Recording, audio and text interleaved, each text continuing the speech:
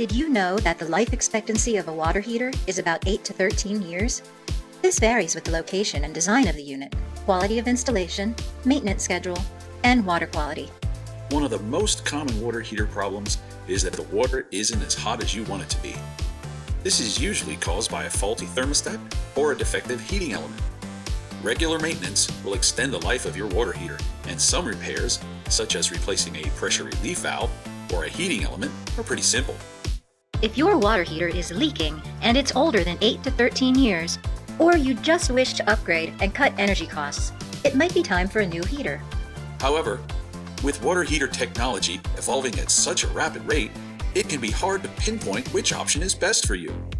The information below discusses 3 of the most popular high-tech water heaters to help you find the right balance between efficiency and performance for your particular home. Approximately 25% of the energy used in your home is used to heat your water. Most of your hot water usage comes from doing laundry and taking baths. Because this is such a large amount of energy, it is important that you purchase a unit that is energy efficient.